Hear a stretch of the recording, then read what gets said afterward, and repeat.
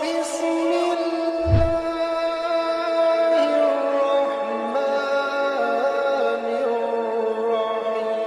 الرحيم بسم الله والصلاة والسلام على رسول الله وعلى آله الطاهرين أما بعد اللهم اشرح لي صدري ويسر لي أمري واحلل عقدة من لساني يفقهوا قولي. Vous êtes souvent à me demander de me poser des questions sur le sujet de la dabba, donc la bête qui provient de terre, d'accord, min al-ard, à ne pas confondre avec dabbatul ard, la bête de terre.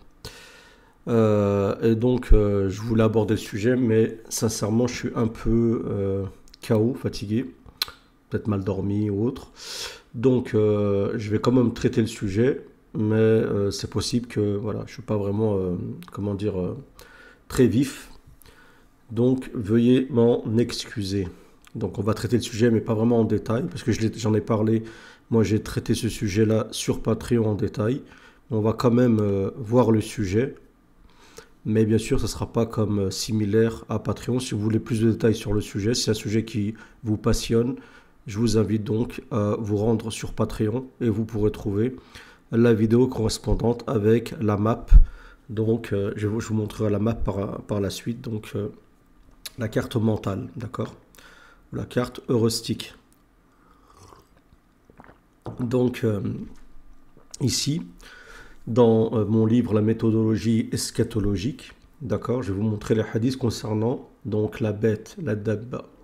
Donc d'après Abu Huraira, le messager d'Allah a dit: trois signes, s'ils apparaissent, sa foi en lui ne profitera à aucune âme qui n'avait pas cru auparavant ou qui n'avait acquis aucun mérite de sa croyance. D'accord? Donc le lever du soleil par son crépuscule, le Dajjal et la bête de terre. Donc on pourrait comprendre, d'après ce hadith qui est sahih, que lorsque le Dajjal apparaît, c'est-à-dire c'est fini, la tauba n'est plus profitable, le repentir n'est plus profitable, on sait que c'est pas ainsi. Donc ça veut dire qu'automatiquement il y a une compréhension. Ça veut simplement dire que ce sera une époque où l'assuration sera tellement puissante, d'accord, que seules les personnes qui avaient agi auparavant, d'accord, qui étaient pieuses, qui avaient agi lorsqu'elles étaient dans l'aisance, seront protégées ce jour-là par leurs actions. Et les autres, et qui se mettront automatiquement peut-être à essayer de faire des actions, n'auront pas la même protection, parce qu'elles vont agir uniquement lorsqu'elles sont en présence du châtiment. C'est un peu comme la réaction de Pharaon, une fois qu'il a été noyé dans les flots, a dit: maintenant je crois, al-an. Donc maintenant je crois au Seigneur de Moïse. Donc c'est comme ça qu'il faut comprendre la chose. Donc on voit ici dans ce hadith que trois signes sont cités souvent ensemble. Donc le lever du soleil par son crépuscule, c'est pour ça que je considère que c'est fort possible, j'en suis pas encore sûr concernant ce signe-là, je suis en train d'étudier ce signe-là, c'est fort possible que c'est encore une fois métaphorique, donc ça pourrait être lié à un changement de pôle, d'accord, on sait que toutes les inventions, la technologie et ainsi de suite, et l'hégémonie est du côté de l'Occident, c'est possible que ça se passe du côté de l'Orient, et ceci se transcrit par le symbole du lever du coucher du soleil. Donc le cursus, la course du soleil. Ça, j'en ai parlé encore une fois sur Patreon. Ensuite, le Dajjal, donc l'Antéchrist, et la bête de terre, d'accord? Dabba min al-ard, donc une bête qui provient de la terre. Donc c'est un hadith de Muslim. Ensuite, dans un autre hadith d'Abu Huraira, encore une fois, rapporté par Muslim: précipitez-vous vers les bonnes actions avant 6 événements: le lever du soleil au crépuscule, donc vous voyez que c'est cité en premier, ou la fumée, donc c'est un des deux, ou le Dajjal, ou la bête, d'accord? Voilà. Ensuite, dans ce hadith, l'heure ne viendra tant qu'elle ne soit devancée par 10 signes. D'accord, donc c'est pour ça que les signes majeurs sont 10 signes. Donc, ad-dukhan, la fumée, ensuite ad-dajjal, et ensuite la bête, le lever du soleil. Bon, je vais citer que les signes qui nous intéressent ici. D'après Abdullah ibn Amr, le messager d'Allah a dit: le premier des signes à apparaître est le lever du soleil de son crépuscule, et ensuite la sortie de la bête vers l'aurore, et celle qui apparaîtra en premier des deux. D'accord? Se verra suivi prochainement par l'autre. Donc il y a aussi dans un hadith, il est dit que ces deux signes sont tellement proches l'un de l'autre, à savoir le Dajjal de la bête. Dans un hadith, il dit on ne sait pas lequel des deux apparaîtra en premier. D'accord? Ou ici, vous avez une autre formule, celle qui apparaîtra en premier des deux se verra suivie prochainement par l'autre. Donc on sent, d'après ce hadith, qu'il y a une sorte de compagnonnage, d'accord, entre le Dajjal et la bête. Ce qui peut être corroboré en fait par le hadith de Tamim ad-Dari, donc ce compagnon, lorsqu'il était chrétien, qui a échoué sur une île, en fait, qui était une île c'était dimensionnel, il y a une dimension, et s'est retrouvé donc dans une dimension qui est une dimension djinnique, mais aussi commune à celle du rêve. C'est pour ça que dans un rêve, tout est possible, il n'y a plus de règles, vous pouvez avoir des personnes immenses, des choses qui défient les lois de la physique tout simplement. Ça, tout le monde sait ça concernant les rêves. Et on sait aussi, les gens qui sont dans la ruqya, que dans un rêve, vous pouvez agir contre les djinns, et peut-être qu'il y a d'autres choses. Hein. Vous connaissez le film Inception, on n'en est qu'au début. Et donc, ce compagnon, Tamim ad-Dari, qui a échoué sur l'île, a vu le Dajjal accompagné d'une bête. D'accord? Donc, une bête, dit on ne peut pas savoir son genre, on ne pouvait pas distinguer le devant du derrière, ainsi de suite. D'accord? Donc, ça veut dire que c'est une bête qui était représentée dans cette dimension, qu'on ne pouvait pas qualifier d'homme ou de femme. D'accord? Donc, ça, c'est important pour la suite. Donc c'est un hadith donc de Sahih Muslim. Ensuite, vous voyez que dans plusieurs hadiths, vous avez des ordres différents. Donc ici, le Dajjal en premier, et ensuite la Dabba qui arrive vers les derniers signes avant le lever du soleil à partir de l'ouest et les engloutissements. Ici, on voit encore une fois dans un hadith que Dajjal est accompagné et juste avant la Dabba. Ici, on voit que la Dabba, elle est avant Gog et Magog et le Dajjal. D'accord? Si on considère que les Gog et Magog sont déjà présents. Ensuite, ici, vous avez la Dabba qui est après le Dajjal et avant Gog et Magog. Et ensuite, ici, le Dajjal qui est juste avant la Dabba. Donc, en majorité des hadiths, le Dajjal est accompagné de la Dabba. Et ça, c'est important pour la compréhension de la suite. Donc ici, par exemple, dans d'autres hadiths, vous avez le Dajjal avant la Dabba. Ici, donc le Dajjal avant la Dabba, mais bien avant. Ici, le Dajjal encore avant la Dabba, mais avec entre les deux le Dukhan. Donc voilà, vous avez pas mal de hadiths concernant ceci. Donc maintenant, on va aller voir la carte mentale pour que ça soit peut-être, je l'espère, plus clair. Donc ça, c'est une carte mentale que j'ai établie sur Patreon, sur le sujet de la Dabba. Donc on ne va pas rentrer en détail sur la signification linguistique de Dabba. Dabba, c'est Kullu yadubbu ala al-ard.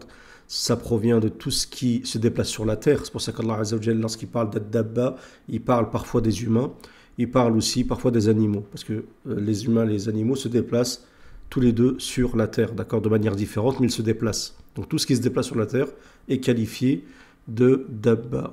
Ensuite, dans le Coran, dans le verset, il dit وَإِذَا وَقَعَ عَلَيْهِمُ الْقَوْلُ, lorsque la parole d'Allah Azza wa Jalla s'appliquera sur eux, c'est-à-dire la parole, donc la menace, le châtiment, أَخْرَجْنَا لَهُمْ, nous leur sortirons, أَخْرَجْنَا لَهُمْ دَابَّةً مِنَ الْأَرْضِ, leur sortirons une bête min al-ard, de la terre, tukallimuhum, qui leur parlera, anna an-nas kanu bi ayatina la yuqinun, et les gens sauront qu'ils n'étaient pas convaincus de nos versets, d'accord, qu'ils n'étaient pas sur nos versets convaincus.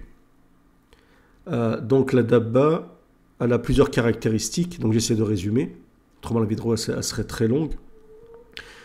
Donc vous voyez que j'ai étudié le sujet en détail, hein. Ici j'ai vu qui est la Dabba, les différentes hypothèses, je fais toujours comme ça, je fais une carte mentale, ça me permet de cerner le problème dans son entièreté.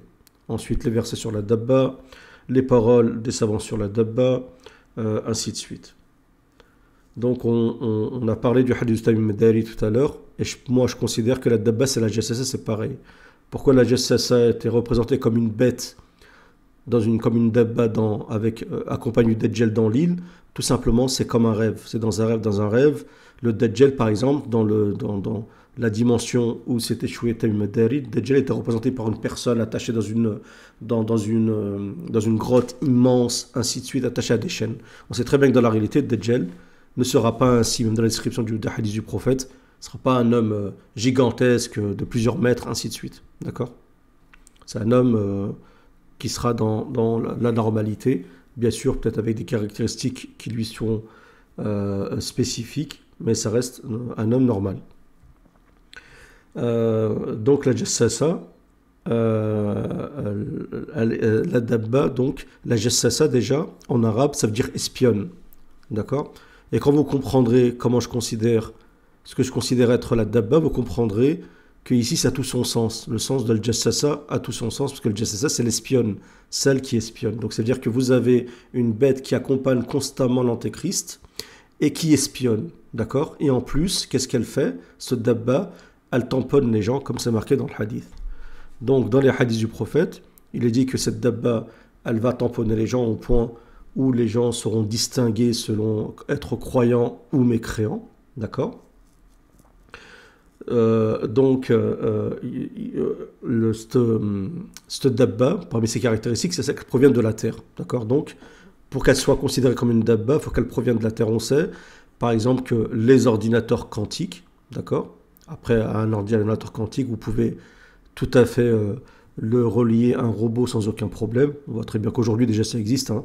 Dans certains pays du Golfe, vous avez des émirs qui ont carrément comme garde du corps des robots. Ce n'est pas quelque chose d'extraordinaire aujourd'hui, mais ça va se faire tout doucement. Il y aura une année ou quelques années où il y aura une intronisation des robots, comme cette année 2023, il y a l'intronisation de l'intelligence artificielle, comme on l'a vu avec ChatGPT, ainsi de suite, comme vous le savez sur Internet. Aujourd'hui, tout se fait facilement avec l'IA, la conception de sites, de dessins, de tout ce que vous voulez, de vidéos et autres. Plein de tâches qu'on peut faire aujourd'hui facilement avec l'IA. Donc elle provient de terre. On sait que les ordinateurs quantiques sont créés à partir de ce qu'on qualifie de terres rares. D'accord, les terres rares, donc ce sont des minerais qui proviennent de la terre. On sait que l'humain dans le Coran est qualifié de dabba, exactement comme l'ordinateur quantique, et ce qui en fait les relie, d'accord, la chose commune, c'est que l'humain est créé à partir d'argile, d'accord. Mais lorsqu'on voit un humain, on ne voit pas de la terre. Quand vous voyez un humain, vous ne voyez pas d'argile. Il n'est pas fait. C'est pas ça. Hein. Ça, c'est de l'argile. D'accord? Mais à la base, l'humain était créé d'argile. Et pourtant, il est créé de sang, de choses différentes dans la finalité. Mais à l'origine, l'homme est créé d'argile. Ainsi, c'est pareil. Donc, l'ordinateur quantique est à la base créé à partir de terres rares, dont on a extrait des minerais rares pour pouvoir justement créer ces composants. Donc ça ne ressemble plus à l'argile, mais il provient de l'argile comme l'humain. Et d'ailleurs Dieu dans le Coran, comme je l'ai dit, qualifie sur les animaux, les humains de dabba, parce qu'ils se déplacent sur la terre. Vous avez plein de versets dans le Coran. Ensuite, parmi les caractéristiques, donc c'est qu'elle parle. On sait qu'aujourd'hui, c'est pas difficile pour un ordinateur ou un robot lié à un ordinateur quantique, en se basant sur la data, la donnée, vous verrez que c'est intéressant la donnée par la suite, de savoir des choses sur vous et de s'exprimer, de vous adresser la parole. Franchement, il y a des robots qui parlent sans aucun problème. Ça a été le cas d'ailleurs d'un des robots à qui l'Arabie Saoudite avait donné la nationalité. Ensuite, elle montrera la réalité des gens dans le sens où les gens, ils étaient loin, ils sont éloignés de la croyance en Dieu, la croyance en les signes, parce que les gens lient tout à la science et mettent Allah de côté, mais cette dabba, donc cet ordinateur quantique, remettra un peu les gens en place, dans le sens où elle commencera à reconnaître malgré elle, grâce justement à son intelligence, grâce au fait qu'elle fait de la comparaison, de l'analogie entre les données qu'elle a, et grâce à son esprit de synthèse, elle est obligée d'admettre ce qui est de l'ordre de la réalité. Elle n'est pas conçue pour mentir ou quoi que ce soit. D'ailleurs, Pour vous donner un exemple, vous avez sur Internet un shir anglais qui a fait un débat avec ChatGPT, qui est cette intelligence artificielle. J'ai vu la vidéo, elle est longue, j'ai voulu vous la traduire. Malheureusement, la personne a mis des droits de réserve il y a des droits dessus, je ne peux pas donc la diffuser sur YouTube, malheureusement.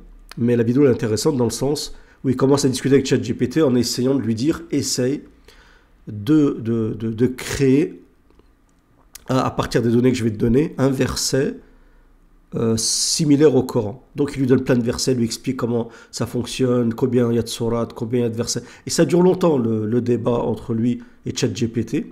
Donc il donne des versets, donne des mots en arabe et ChatGPT, bon, l'arabe c'est pas un problème, les langues c'est pas un problème avec tout le nombre de données qu'il a, il est capable de parler n'importe quelle langue, de comprendre très rapidement, il y a tout qui est inclus, les dictionnaires, voilà, c'est un peu comme Google. Et à la fin, donc il fait des versets et l'autre lui explique que non, ce verset que tu as fait, tu t'es basé sur le Coran, tu as copié le même mot, là tu as pris le mot de telle sourate, ainsi de suite. J'ai vu les versets qu'il a fait, il copie, c'est des copies de versets. Et l'essentiel, à la fin du débat, ChatGPT lui dit quoi? Il dit, je reconnais que je ne peux pas copier le Coran. Je suis incapable de copier, de faire un seul verset du Coran. Et ça rejoint le défi qu'Allah Azza wa Jal fait aux mécréants, parce que le Coran, il est intemporel, c'est la parole de Dieu, et Dieu met au défi justement les mécréants, allez-y, imitez ne serait-ce qu'un verset du Coran. Faites une sourate, un chapitre du Coran. Ils ne peuvent pas. Quand il y a des prophétesses ou des faux prophètes à l'époque, des fausses prophétesses à l'époque, des compagnons qui ont essayé d'imiter le Coran, bah c'était, je sais pas, c'était une plaisanterie. C'était de la blague. Les gens ils se mettaient à rire tellement que ça faisait rire les versets qu'ils faisaient. Bon, en résumé, ce que je veux vous dire par là, c'est que l'ordinateur quantique ou l'IA, d'accord, mais l'ordinateur quantique, ce sera vraiment un des outils très poussés de l'IA, très aboutis de l'IA, et ben, commencer à reconnaître des choses qui sont liées à la religion, confirmera des signes de Dieu, d'accord. Et là, les gens se rendront compte, mais ce sera trop tard, d'accord. Là, la dabba, parmi ses caractéristiques, c'est qu'elle montre la réalité, et qu'est-ce qu'elle fait? Elle aussi, elle tamponne les gens comme ça dans le hadith. Et qu'est-ce que ça veut dire tamponner les gens? Ça veut dire qu'elle dira un tel, c'est comme si elle mettait une puce, un tel est croyant, un tel est mécréant. Donc il y aura des coordonnées, des informations, qui est encore de la data, et les gens sauront quand ils vont se voir si toi tu es un mécréant ou si tu es un croyant. Dans le hadith, il est dit qu'il avait utilisé le sceau de Salomon. Le sceau de Salomon, c'est soit le pentagramme, soit l'hexagramme, d'accord.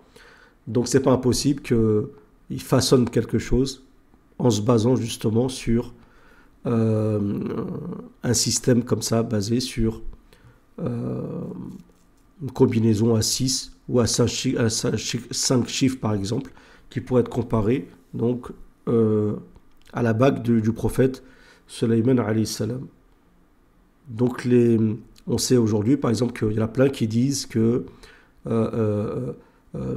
comment dire, que ils veulent mettre une puce qui est liée à l'antéchrist. Ça, depuis des années, les gens en parlent. Depuis des décennies, les gens en parlent. Donc, on sait que l'antéchrist est lié aussi à la dabba.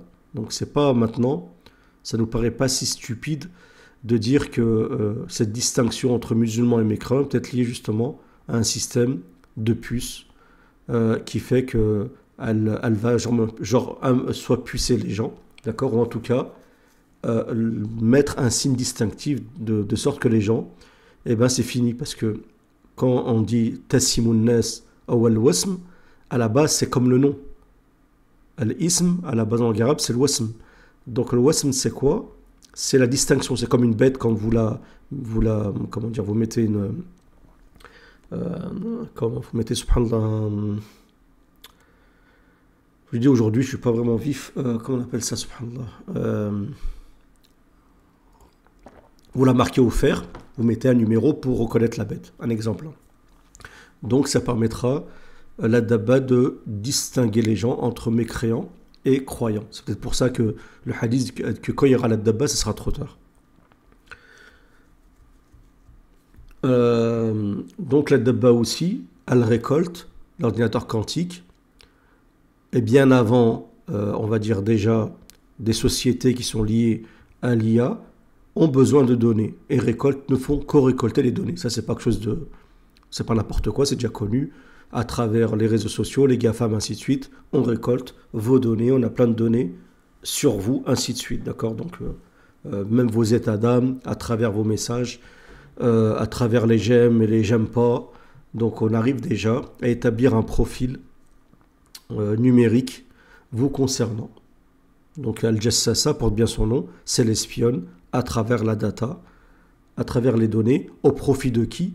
Au profit de l'antéchrist. Toutes ces sociétés, toute cette intelligence artificielle, en vérité, est au service de qui? De leur chef suprême, qui est le chef de Gog et Magog, qui est le Dajjal, tout simplement. Ensuite, dans le hadith, il dit que c'est dans le verset que c'est Allah Azza wa Jalla qui l'a fait apparaître. Nous allons leur sortir, d'accord, une bête de terre. Mais si on regarde par exemple Surat al-Isra, on sait que ceux qui vont déferler en Palestine et qui vont combattre les Yahoudi, qui vont semer la terreur là-bas, qui sont peut-être sûrement les Perses, d'accord, ou peut-être anciennement les Babyloniens, ou les Assyriens, d'accord, mais j'utilise le terme antique, ancien. Ici, Dieu dit فَإِذَا جَاءَ وَعْدُ أُولَاهُمَا, lorsque l'une des deux promesses arrivera, بَعَثْنَا عَلَيْكُمْ عِبَادًا لَنَا, nous vous enverrons des serviteurs à nous. D'accord? C'est Dieu qui envoie. Mais ça ne veut pas dire que ces serviteurs, ce sont des serviteurs pieux. Ça ne veut pas dire que ce sont des serviteurs au service de Dieu. Simplement, c'est Dieu qui les utilise pour châtier. D'accord? C'est comme lorsqu'il y a eu les Tatars et les Mongols. Il y a eu un débat entre un savant et une fille d'un chef mongol. Et elle lui avait dit, normalement vous êtes censé avoir la victoire. Comment, si ton Dieu il existe, comment ça se fait que nous on a la victoire? D'accord? Donc il y a eu un débat, ainsi de suite. Et le shir lui a donné une parabole, lui a dit, imaginons qu'il y a un troupeau de moutons, d'accord? Et que quelques moutons s'égarent du troupeau. Tu fais comment pour les récupérer? Elle dit, j'envoie un chien, d'accord? Envoie un chien qui va chasser ces brebis perdues pour les remettre dans le troupeau. Et bien, subhanallah, le savant lui a dit, vous en fait, vous êtes les chiens, d'accord? Quand Allah Azza wa Jal envoie, comme il envoie justement cela dans Surat al-Isra, pour faire en sorte que les musulmans reviennent réintégrer on va dire la piété, réintégrer le noyau de l'islam, l'enclos de l'islam. D'accord? Donc c'était une métaphore qui était, je trouve, très pertinente.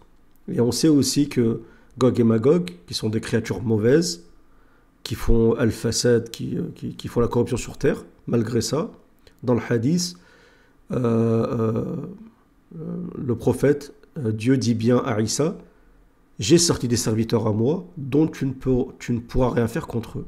D'accord? On parle de Gog et Magog. Donc Dieu dit, c'est moi qui sortira donc ces serviteurs-là. Donc ne soyez pas étonnés que Dieu dit, je leur sortirai une bête de terre. Ça ne veut pas dire que c'est une bête qui a été faite par des musulmans.